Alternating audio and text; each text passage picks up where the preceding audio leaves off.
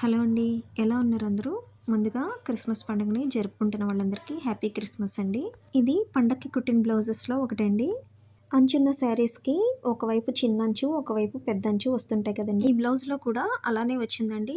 Back side నెక్‌కి వేశాను చూసారా డిజైన్‌లాగా అది చిన్నంచు. హ్యాండ్స్‌కేమో పెద్దంచు వేసేసాను. వీళ్ళు మోడల్స్ పెద్దగా అడగరు. ఏమైనా కుదిరితే పెట్టండి అంటారు. సో, వాళ్ళకి చెప్పలేదు. నార్మల్‌గా ఇలా పెట్టేసాను నీట్‌గానే ఉంది కదా అని.